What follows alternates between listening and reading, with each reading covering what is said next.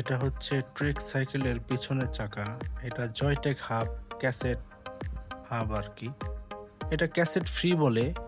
তো আজ আপনাদেরকে দেখাবো এটার সঠিকভাবে কিভাবে কাজ করানো হয়। এটার অবস্থা খুব একটা ভালো ছিল না, খুব নোংরা অবস্থা ছিল। সবকিছু শুকিয়ে একদম ঝরঝরা হয়ে গেছিল। তাই এটাকে গ্রিস করতেছিলাম। তো চিন্তা করলাম আপনাদের মাঝে একটু এটা পেশ করি, এটা কিভাবে কি করি এবং এটা মেরামত করা যায় কিভাবে। সর্বপ্রথম এটা খোলার পরে এই বলগুলো সাবধানে বের করতে হয়, কেননা বল একটি পড়ে গেলে এগুলা খুব পাওয়া মুশকিল। তাই এগুলো সুন্দর মতো বের করে নিতে হয়। তারপরে আমি এটা WD-40 দিয়ে এটা পুরোটা ক্লিন করছি, কেননা WD-40 ক্লিন ভালো হয়। তো পরিশেষে এগুলো ভালো মতো মুছে নিতে হয় পরিষ্কার কাপড়ে। বলগুলো একদম স্বচ্ছ নতুনের মতো হয়ে গেছে। কেরোসিন দিলে হয়, কিন্তু WD-40 দিয়ে বেশি ভালো হয়, কারণ কেরোসিনে শুকিয়ে যায় না, একটু ভিজা ভিজা থেকে যায়। আর WD-40 তাড়াতাড়ি শুকিয়ে যায় এবং পরিষ্কারও ভালো হয়। আর এটা ছোট জিনিস, তো তাই WD-40 দিয়েই এটা ক্লিন করে ফেলেছি। এখন আমি ডিস্কে একটা প্রোটেকশন দিয়ে নিলাম, কেননা এই ডিস্ক প্রোটেকশন না দিলে কোনো মতে ডিস্কে তেল চলে গেলে আর ব্রেক কাজ করবে না। প্যাড এবং ডিস্ক দুটোটাই নষ্ট হয়ে যাবে। এক ভয় আবার এগুলো ক্লিন হয় না, অনেক ঝামেলার ব্যাপার। নেক্সট ভিডিওতে দিব আমি। তো এখন এটা ভালো মতো পরিষ্কার করে নিলাম। করে নেওয়ার পর এখন এই মাখি দুটো এটি আপনার খুলে নিতে হবে ভালো মতো। তারপর যেটা করতে হবে, এগুলা আপনার ওই গ্রিস গ্রিস চতুর্দিক দিয়ে দিতে হবে। তারপর একটা একটা করে বলগুলো বসিয়ে নিতে হবে, কেননা যদি বসানোতে যদি ঝামেলা হয় তো ক্যাসেট ফ্রির যে অংশটা ওইটা ঢুকবে না ভালো মতো। আর প্রথমে নিচেই বলগুলো লাগিয়ে নিতে হয়, ওই ক্যাসেট ফ্রিতে বল লাগিয়ে নিলে হয় না।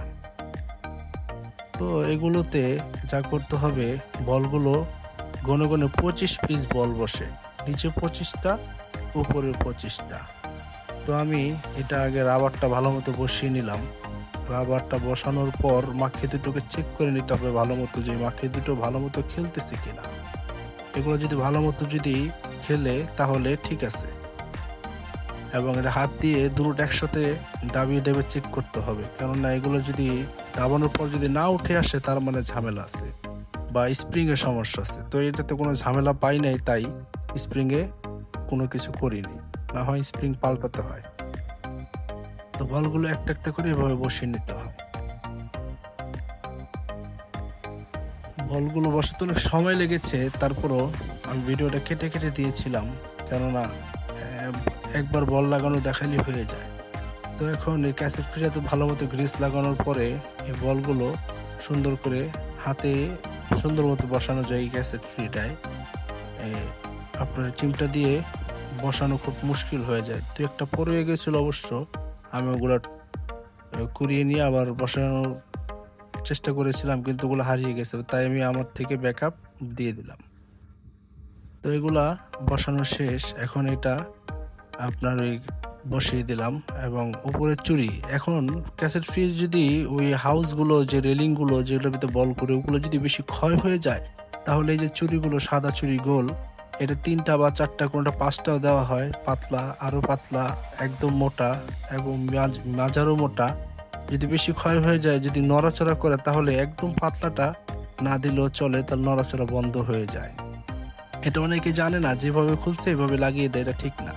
ক্ষয় হয়ে গেলে পাতলা দেখে একটা চেক করে খুলে নিতে হয়। এখন এই যে আমার এটা কাজ শেষ হয়ে গেছে অলরেডি, তাই আপনাদের মাঝে এই যে ঘুরিয়ে দেখালাম।